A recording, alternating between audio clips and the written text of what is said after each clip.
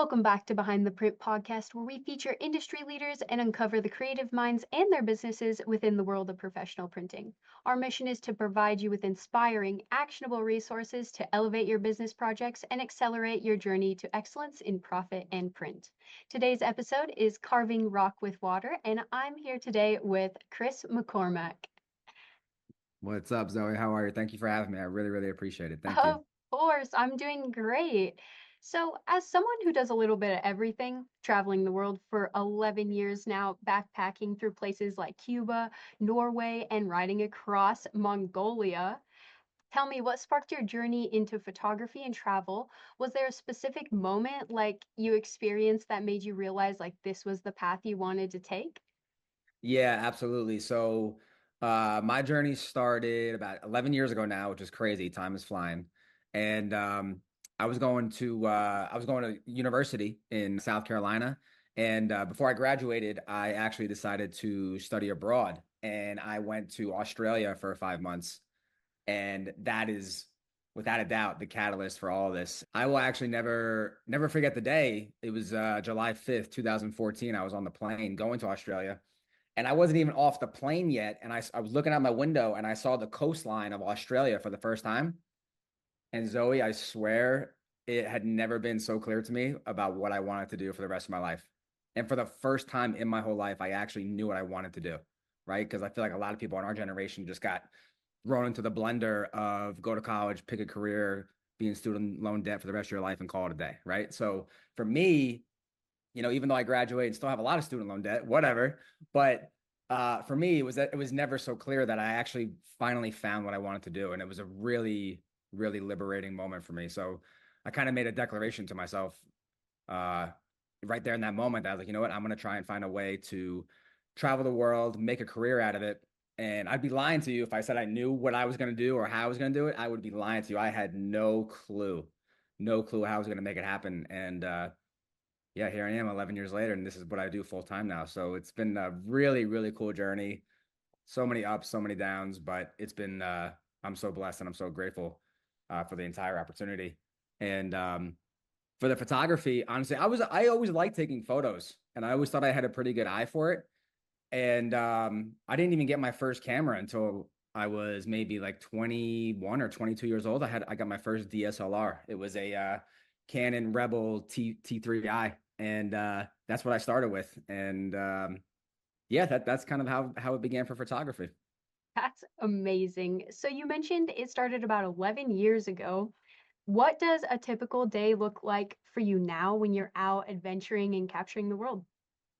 Okay, that's a great question. So it depends on where I'm at and what I'm doing. So for Mongolia, that was a hell of a trip. Let me just say that first of all, because I motorcycled across Mongolia. I did 3,200 miles on a motorcycle, and it was my first time ever on a motorcycle. So those days were really intense. That's not like your quintessential or typical backpacking trip right there. It's really not. And I also would not recommend that for a beginner traveler or a beginner motorcyclist. But when I am like normally just backpacking, it's kind of showing up to a new town, not knowing where I'm going to stay, walking around, finding accommodation, whether it's a hostel or, in Cuba, they don't really have hostels. They have casa particulars, which are basically like people's homes, and you have to knock on their doors and ask if you could stay with them. But typically, you just show up to a new town, find a place to stay, put your stuff down, relax a little bit because it's a travel day. Travel days are pretty heavy sometimes. And then you just start, talking to people at the hostel and trying to figure out, what are you guys doing? What have you been up to? Try to get some information. And then you kind of just plan out your days from there. If there's like something to do, hiking or maybe like some local farms that you want to check out. That's what's so cool about travel. It's like it's literally whatever you want to do, right? So for me, that's kind of like what my days look like. But for someone else, it could literally be just doing absolutely nothing for 3 months, and that's totally fine. That's what they want to do. But um, nowadays, I'm a little more conscious about capturing photos and writing things down and trying to get content because when I come back to America, I share my stories and experiences with different communities. So I'm a little more conscious of that now. Whereas in the beginning, it was really just like a backpacker mentality. Like I just was loving what I was doing. And I still do, but it was just a whole different mindset. So, what has traveling and connecting with so many different people and so many different cultures taught you about humanity as a whole? That we all have the same exact problems, just on different scales, and that we all want the same things in life to have a roof over our head, have food on the table, and make sure that our family members are safe and sound. It's just on a different scale, honestly, no matter where you go. We all have bills, we all have problems, we all have debt, we all have this, we all have that. And, coming back to America after going anywhere, whether it's a first world country, second world country, third world country, whatever, coming back home is just so grateful. And whether you have a great trip or a bad trip, you're just always so grateful to come back home and sleep in your own bed. I bet. Who do you hope to inspire and connect with through your work of traveling and finding these different cultures and realizing that we aren't so different as we are the same? For me, I really hope to connect with people in America who are so, what's the word I want to use here? Not so not I want to connect with people in America who don't really realize how lucky we have it here. Like, don't get me wrong, there's plenty of problems in America, but there's plenty of problems everywhere else. We have so much excess of everything and more that I think when I go to Guatemala, there's people who don't even have washing machines or dryers or anything that is so basic to us, and that we can't even think or grasp that this is something that people don't have anymore. You know what I mean? So I think it's just kind of like showing people like, hey, I know you have a couple of things going on in your life, but man, it could be way, way worse. That being said, too, like you don't have to, and when I say you, I just mean like anybody in general. I think sometimes people do this all the time. Like we compare ourselves amongst ourselves, right? So when people hear me and my stories about traveling, they go, "Wow, yeah, I don't ever want to go to Mongolia. I don't ever want to motorcycle across Mongolia," and that's totally fine. I think that the what I'm trying to show people is like for me, I love to travel. That's what I like to do, and I think that there are so many things that people want to do and that are naturally talented at, but they are afraid that, I'm not going to be the LeBron James at scrapbooking, right? So there's no point to even starting it. You know what I mean? Right. Where it's like you don't have to be the LeBron James of anything to be successful. And I tell this to kids at like colleges, universities, like especially young athletes. Like there are so many professional basketball leagues in this world that you don't have to just play professional basketball in America. Like, can you imagine if, I mean, I'm not good at basketball at all, but can you imagine playing professional basketball in Spain and you're making $200,000 a year? That's not bad. You know what I mean? So it's like you don't have to be a millionaire to be successful at something. And for me, when I first started this, if it was about the money, I would not have made it 11 years because there were some really, really, really rough times. And I think that when anyone starts something, if it's about the money, you're not going to make it because it's so much deeper than that and it's so much more than that. Yeah, you have to have a real passion that drives what you're doing and it keeps you inspired and inspires other people. Yeah, So, in your tours, and just in general, how does your work address fears of travel or barriers to new cultures and places? that's a great question. So for the tours, I love the tours because it really shows people like, you know, traveling is not as difficult as we want to make it to be. People always like, oh my God, how did you go to Central America for 5 months? It's like, well, I got on a plane. I fell asleep on the plane. I got off the plane and then I went to my accommodation and then I just met people and, did whatever I wanted. Like, it's really not that difficult. Like in, we'll say Guatemala. In Guatemala, they have oxygen like we do. They breathe the same air that we do. They have trees down there. They have blue skies and they have roads and cars and restaurants. Like it's people overthink it so much. So it's nice to just show people, number one, hey, listen, if you're so afraid to travel, come on tour. We can calm your nerves a little bit, get you out into the world, and kind of like, softly introduce you to what's actually happening out here. And then there's some people who are just like, you know what, I just want to come on the tour because either I've had people who have never left their hometowns come on the tour before. Can you imagine like that experience? You know what I mean? And it's amazing seeing these people when I first picked them up at the airport And then by the time I drop them off at the airport, they are two completely different people. It is amazing to see that transformation. So it's cool to also, introduce the people on tour to the locals, whether they are a bartender or they're a cowboy or whatever the case may be, right? Because for me, honestly, I love travel because I love to meet people. I love to talk to all different walks of life, good people, bad people, weird people, whatever you want to say. I love meeting new people. So that's another thing too, is like, it really brings like a real human aspect to it too. Like it's not just about having these really cool experiences, but it's also like meeting like meeting a 9-year-old who is selling you candy or lollipops because they can't afford, like their family needs them to, like, what were you doing when you were 9 years old? I know I wasn't selling candy or lollipops to strangers because that's what we had to do. You know what I mean? So it's cool to just show people very softly and not over aggressively, like, hey, everything's fine out here. Like, we all have the same problems. And I just wish people went out of their comfort zone a little bit more. And I understand it's really scary. I still deal with it, but man, the rewards on the other side of that are, you can't even quantify it. It's incredible.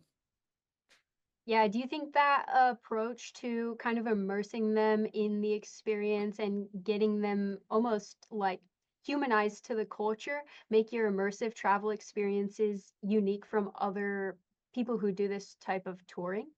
Yeah, 100%, 100%. Because so for example, in Guatemala, there are two types of tours that I offer. One, we climb an active volcano. Another tour, we don't climb the active volcano because that hike is not for everybody. It's very difficult. So for the ones who don't hike the volcano, all the vendors that I use, it's all local taxi drivers, local boat captains, or local restaurants. You know what I mean? Like trying to give back to the local economy as well. And then when we do climb the volcano, we don't go with a tour company that has 40 people basically herding sheep up the side of a mountain. Do you know what I mean? Like we go with a local guide and he actually brings us to his village and we get to see where he lives, how he lives, meet his family. And also 100% of the money is now going to him. Do you know what I mean? So again, it's just really nice to be able to connect the first world to the third world and say, "Oh, hola, mucho gusto. Hello, nice to Hmm. meet you." It's really cool to bridge that gap for people. Yeah, for sure. Like we're the same. We're just out here having a good time together and we're trying to make the best of it and just And that's the thing. enjoy We're all, it. we're all trying to make the best of it, right? And it's like, man, the people in third world countries, their best is like maybe a bad day for us. Do you know what I mean? So it's really cool to be able to maybe kind of like break through that barrier, like you said, and just show people we don't have it that bad here. I'll tell you that much. I completely agree. Those tours just sound amazing, man. Whew. Do you travel at all?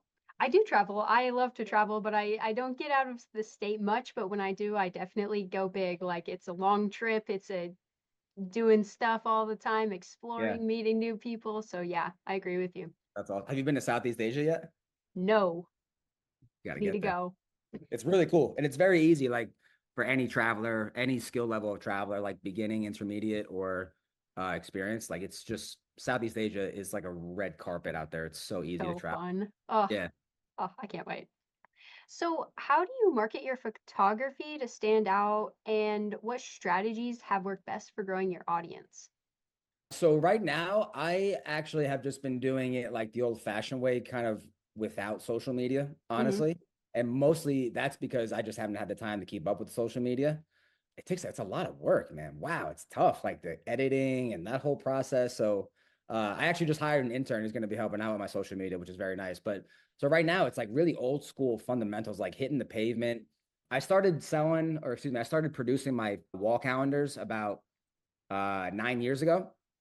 And I would just text people, call people, or at my speaking programs, people would purchase them. It would be on my website.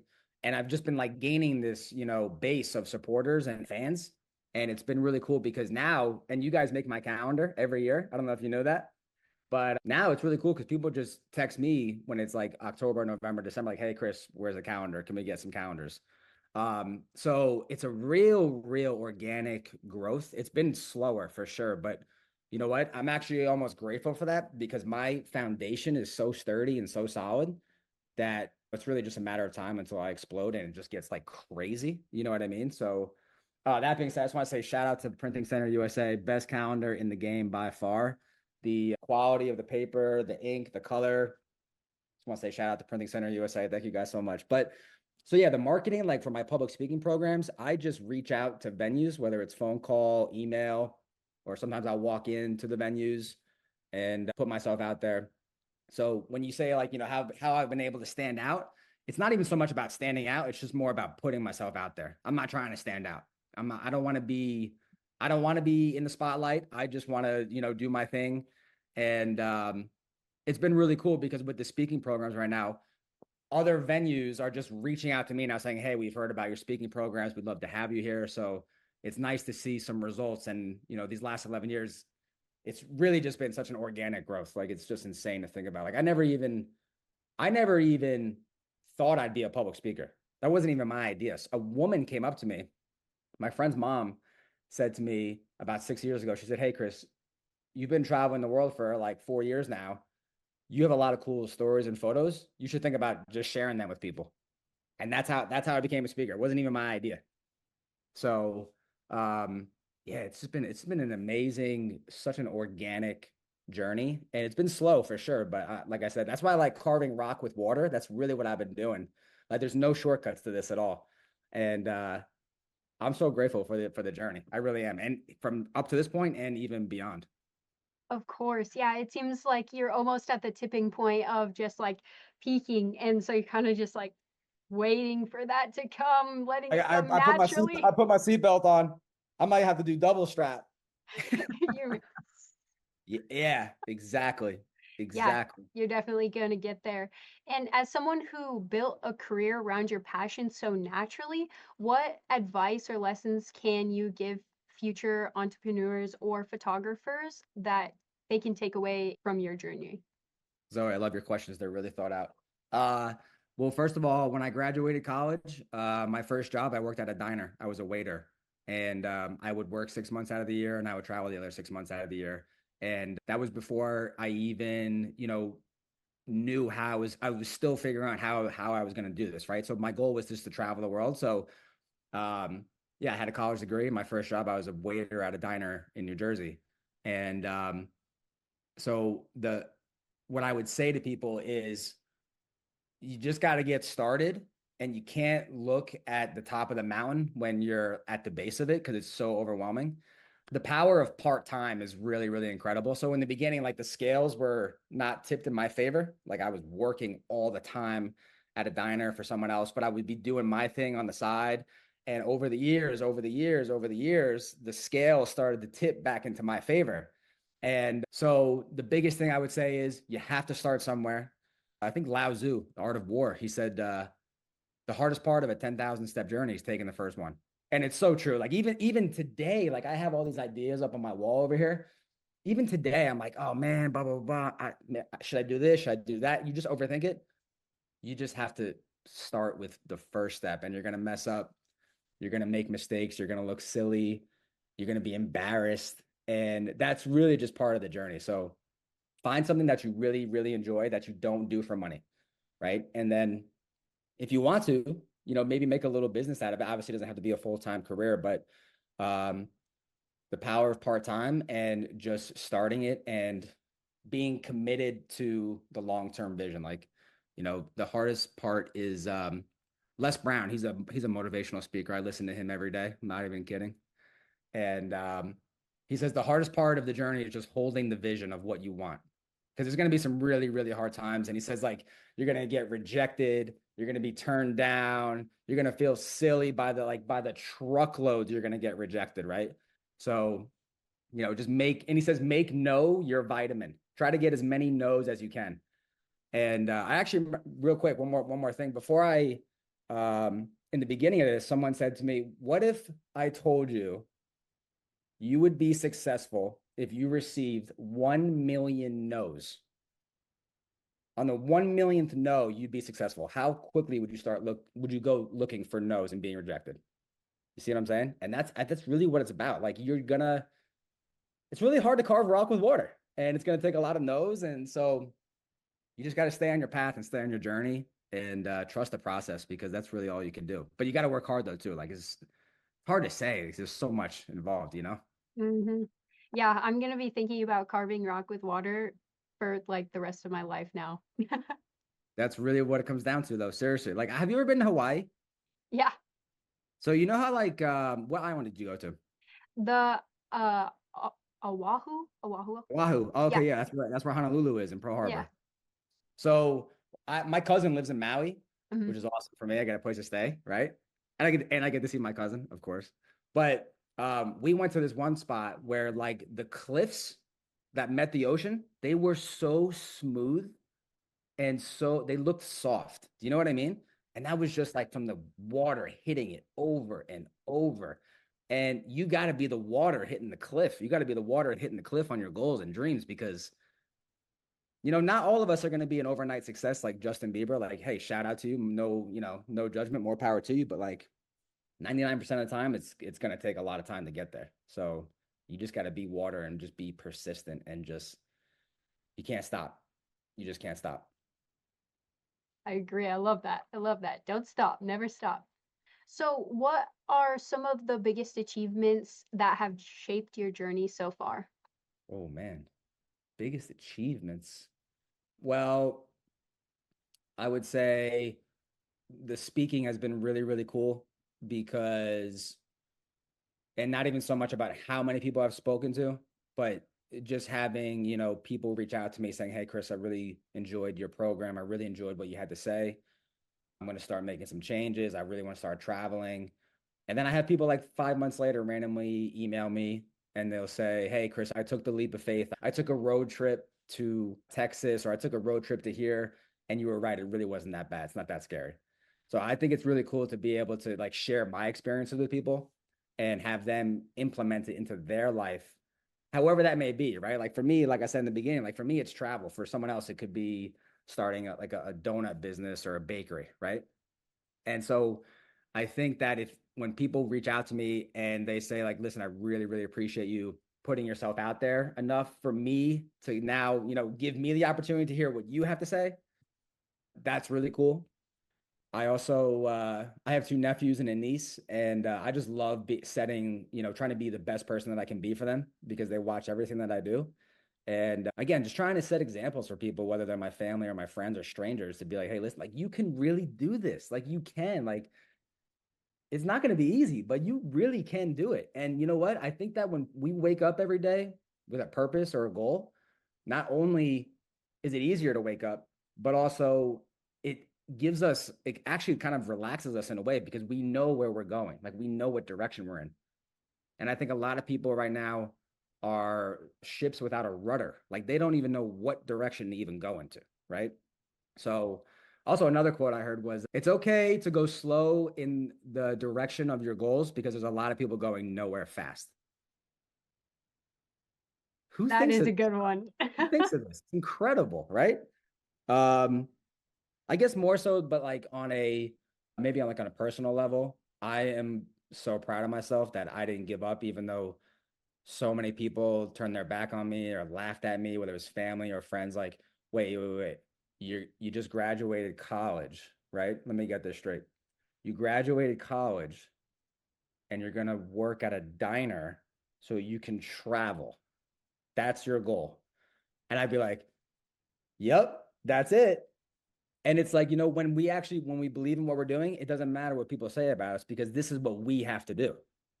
You know what I mean? So, and I've said this before, whether I become super successful or if I crash and burn, I have to see how this turns out. Like I don't even care anymore. You know what I mean? Because number one, I've gone too far to turn back or even stop. But I just got to see how this turns out because if it's up to me and if I can control what I can control, I have no doubt in my mind that I'm going to make it. Like no doubt in my mind. It's not a matter of if, it's only a matter of when at this point for me. Yep, yep. And more is lost to indecision than wrong decision.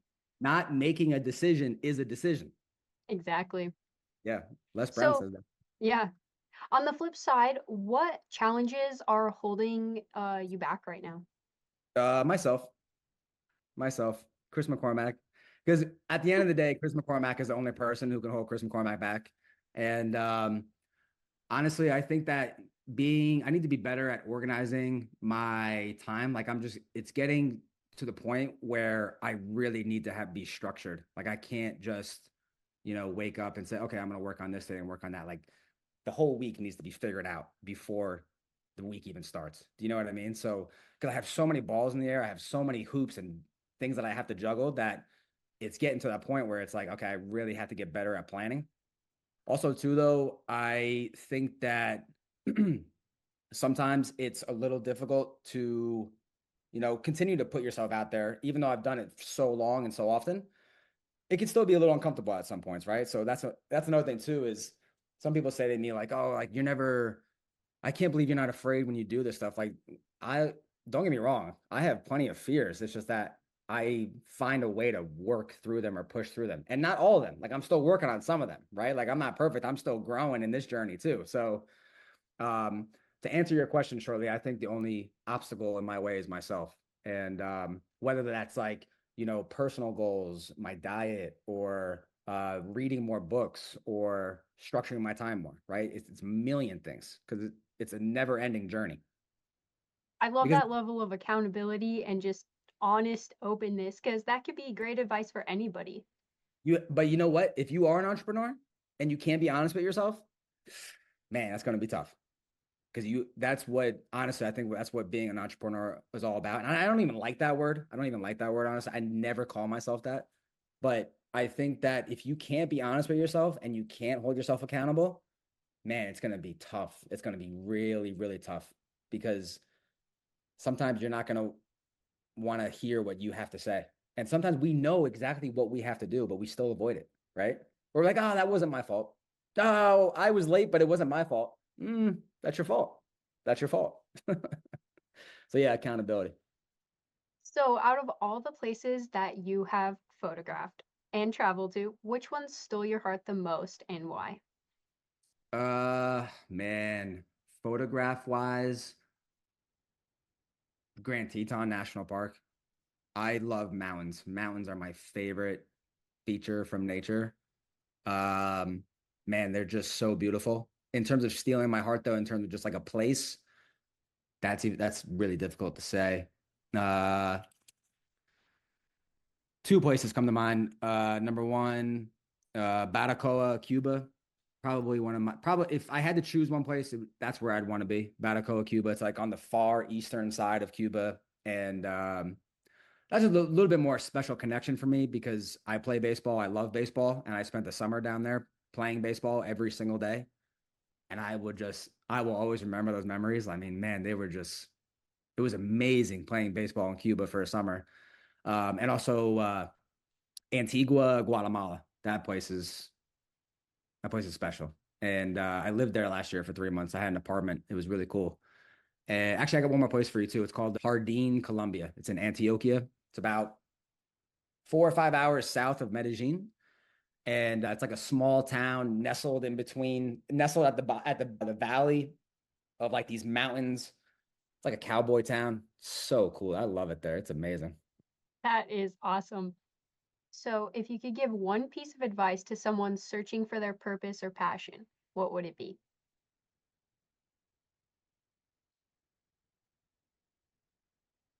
You are gonna have to go through some pain to find out what that is, whether that's self-reflection or people laughing at you or being rejected, right? Because that doesn't feel good. It's not nice to be rejected by anything, right? Or anyone. So pain, honestly, it's unavoidable. And I think if we can just accept the fact that if we can just go head on with the pain, accept it, embrace it, and get stronger from that, there's some really, really beautiful outcomes on the other side of that. So if the more you avoid the pain, the longer it'll be to find out what it is you actually enjoy. And I think I know the answer to this next question, but if you had a day completely free to spend however you'd like, what would you be doing? Hanging out with my family. Ooh, I thought you'd say traveling. That's a good No, one. no, no, definitely not. Barbecue in the backyard with my family in the summertime. I would love that. Oh, I love That would that. be that would be amazing. So, would you like to share a little bit about your foundation? Yeah, absolutely. So the Cuba Baseball Foundation, it's one of my ideas on the wall up here. I'll show you real quick. I put post-it notes of everything I want to do, or have to do, because there's so much going on up here. So the Cuba Baseball Foundation, I'm actually in the process of renaming that to Down the Line Foundation. It's like a double entendre, right? Yeah, I started that in Cuba because I was in a place called Playa Girón, which is actually where the Bay of Pigs invasion was. Yeah, I didn't even know that until I was walking down the street and I saw a museum that was dedicated to that. And I saw kids playing baseball barefoot, sharing gloves in between innings, one bat, two balls, one set of catcher's equipment. And I remember thinking to myself, like, man, growing up in Jersey, like every single spring we'd have brand new baseballs, perfectly manicured baseball fields, a scoreboard, clean uniforms, right?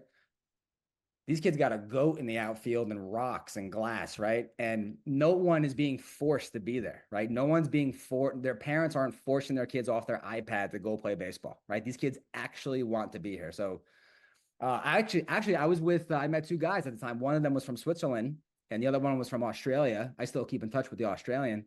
And I said to them when we were walking back to our hostel, I said, when I get back to Jersey, I'm going to start a baseball foundation. And so we collect equipment as donations.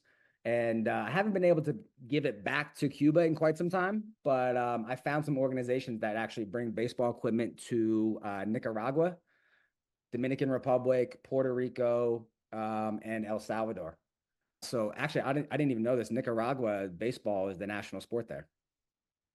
Yeah. So it's cool to be able to give the equipment to somebody so that they can give it to somebody, right? So yeah, if anybody has any, equipment they'd like to donate, it might be a little hard from Montana to New Jersey, but we do financial donations as well. No problem. Even if you want to just share it, so on my website, you'll see it on there. But yeah, it's really cool. I like to give back because I think baseball is the best sport. I know a lot of people probably wouldn't agree with that, but man, it's just such a great sport, and I'd like to help out people who actually want to play the game. For sure. I love that. That's such a huge dream that you've tackled so head on, and it's seems to be working great. And it was crazy too because the first time we brought equipment down there, my friend helped me out, Nick Pelega. I got to give him a shout out, Nick Pelega. He helped me. We had 6 checked bags of baseball equipment. They weighed 50 pounds each. And we literally went from one end of the island all the way to the other, giving out baseball equipment to people. How fun. How Yeah, just fun. Oh my it gosh, I was bet they it was loved you a guys. it was amazing. And we actually um like bus drivers, we would just give them a baseball. Oh my God. They asked us to autograph it. We would take pictures with them. And we actually played a baseball game against Team Guantanamo Bay, which was really cool. It was That is really so cool. cool. Yeah, it was sweet. So, how can our listeners get in touch with you, learn more about your tours, or get your calendar? So they can go to my website, thechrismccormack.net. Uh, my Instagram is the same thing, the Chris McCormack. I just got my first TikTok. My intern made it for me, which is really cool. So if anyone's on TikTok, definitely give us a follow. That would be sweet. Yeah, TikTok, Instagram, the website. You can reach out any questions about anything. I'm an open book. So whether you want to go to Guatemala on your own or you want to go anywhere and you have a question, how do I book a flight? How do I book a hostel? How do I do this? How do I do that? I would love to help you. I really, really want people to get out there because I'm telling you, there's something about travel that it just does something to you and it really helps you on the rebound when you come back home. It really, really does. So don't be shy. Don't be hesitant. I've heard every question possible. There's no such thing as a bad question or embarrassing. So it's all good. Well, you guys heard it at the Chris McCormack or the chrismccormack.net. And that's a wrap on another episode of Behind the Print. Thanks to our listeners for joining us as we have explored the artistry of the printing world. Remember, having a strong vision, building the right strategy, and using tools like print to amplify your message will make your brand stand out from the crowd. If you've enjoyed today's episode, be sure to get your sample pack today from printingcenterusa.com and share it with your fellow business enthusiasts. Until next time, keep those creative sparks flying and remember, there's always more to discover behind the print. Thank you, Zoe. Thank you, Working Center USA. You guys are the best.